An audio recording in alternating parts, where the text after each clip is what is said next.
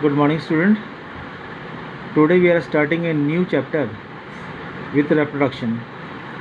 Chapter का नाम है How do organism reproduce.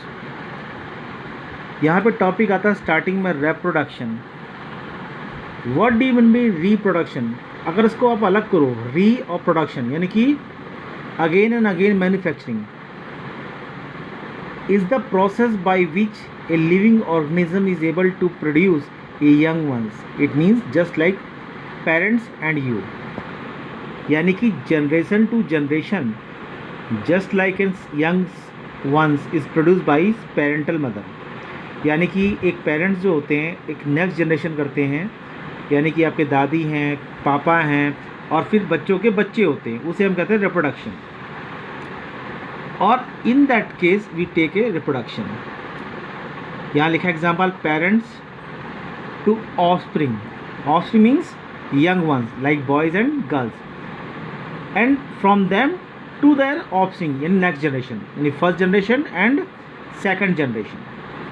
Generation to a next generation, दादा पिता पुत्र और पुत्र का भी पुत्र, यानी कि grandfather father son and his son और डॉटर.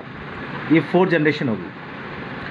और always note during the reproduction the DNA replicates and the variation occur in the next generation. जैसे मान लो कि मैं बताता हूँ, कुछ लोग कहते हैं कि आपका लड़का मम्मी पे गया है, लड़का और लड़की बाप पे गई है. That we called as variation because it is not confirm the genetic character of a parents get transferred to any one of single son. यानी कहने का मतलब क्या है कि किसी एक का कैरेक्टर एक में नहीं जाएगा. जब रेप्लिकेशन होती है तो डीएनए जो होते हैं मदर और फादर के रेप्लिकेट करके the both DNA is get inherited to its offspring for the next generation. That's why the young ones containing the character of both parents means father and mother. एक बच्चे के पास दोनों character होते हैं, माँ और बाप के. We come to types of reproduction. There are 2 types of reproduction, asexual and sexual. Asexual means a uniparental यानी in which a single parent is involve, and sexual means both parents यानी कि female and male are involve. Now we come to study about asexual reproduction. एसेक्सुअल रिप्रोडक्शन means uniparental reproduction. We are taking in 2 ways, single celled organism and multicellular. Single celled के example हैं बेटे fission, budding, spore formation. और fission के example 2 हैं, binary और multiple. यानी means you can say the single celled organisms are get produce और reproduce by fission, budding and spore formation. These are technique by which they are reproduce their offspring for the next generation as a uniparental. But in case of multicellular, there are 2 types, fragmentation, regeneration, and next is vegetative propagation. Vegetative propagation. It means we are talking about the plants and plants thing कि how the plants or the vegetable do we obtain from the plants get propagate for the next generation. अगर इस साल किसी खेत की फसल हुई है वो अगले साल भी होनी है तो कैसे हुई उसके बारे में. ओके बेटा. Now we come to a topic next topic that we called as example of each. Now I am giving example of each. Unicellular, अगर मैं फिजन की बात करूँगा तो बाइनरी फिजन 2 में होता है, एमीबा और लेशमानिया में. मल्टीपल फिजन होता है plasmodium, and that you have to remember for 1 marks. कि अगर मल्टीपल चॉइस क्वेश्चन आते हैं तो आपको एक एग्जाम्पल याद करना है कि in which organism binary fission takes place और a multiple fission takes place. In same way, in multicellular examination, regeneration takes place in planaria.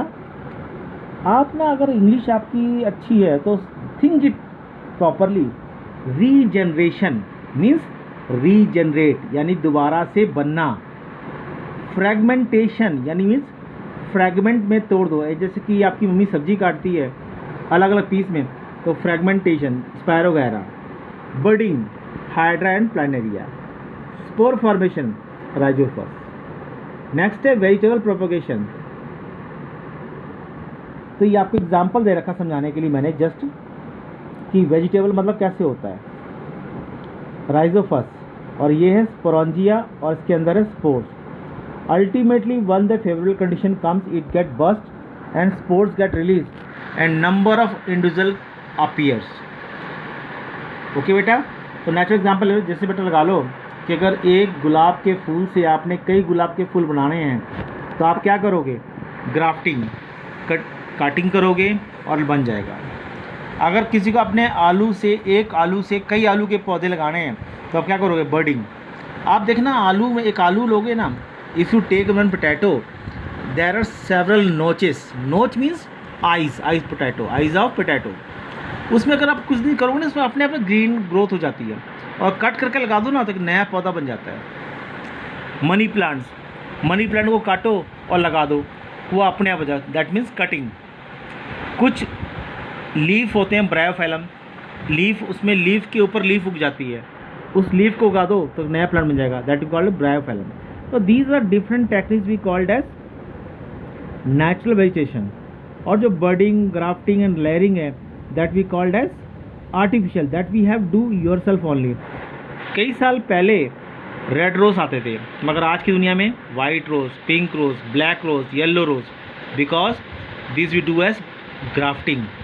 Grafting is an artificial reproduction technique by which the two different stems are stick together और उससे एक नया plant निकलता है, उसे हम कहते हैं ग्राफ्टिंग। ओके बेटा, these are little bit example to go through कि एग्जाम्पल की रिप्रोडक्शन होता कैसा है। Now we come to know कि what do vegetative propagation. It is a method to reproduce in same higher plant in which a new plant to reproduce from any vegetative part of the plant, कि plant के किसी भी part से अगर नया plant उग जाता है उसे हम कहते हैं वेजिटेटिव प्रोपगेशन। मीन्स कि from any part of a plant we can grow a new plant, that we called vegetative propagation. Next लेते हैं हम आपको बेटे,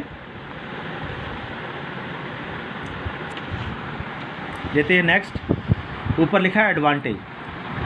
एडवांटेज का मतलब होता है कि when we are reproducing a new plant, there is an advantage, because whenever we are doing an artificial reproduction or vegetative production, a variation occur in this.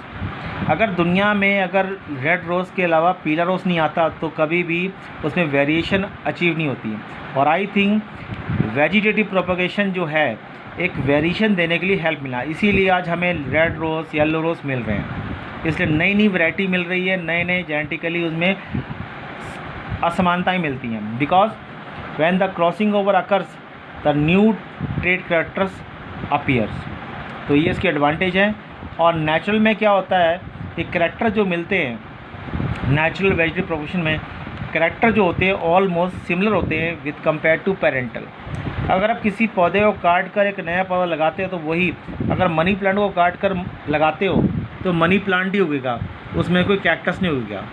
तो नेचुरल में कोई भी वेरिएशन नहीं होती, but it is helpful because we can grow a greenery and make an eco friendly atmosphere. Okay, garlic, ginger, turmeric, bryophyllum etcetera are the example of the natural vegetative propagation. तो बेटा आप इसको topic को पढ़ोगे तो आपको समझ में आएगा कि हाँ सर वाकई सही बात है। इसको आप घर में भी कर सकते हो। इफ़ समबडी इज़ आस्क्ड कि how you have grown a new potato plant, तो आप बता सकते हो। तो आप ये घर में भी कर सकते हो, ऐसी कोई बात नहीं है। ठीक है, इनकी प्रैक्टिस कर सकते हो कि जनरेशन टू जनरेशन ये पौधे चलते आ रहे हैं, आज भी ख़त्म नहीं हुए because of reproduction. So go through the topic, and I am sending a homework along with the PDF file. So do it in fair notebook and be prepared so that I can give you assessment marks. Have a nice day and take care and stay at home. Remain safe. Thank you.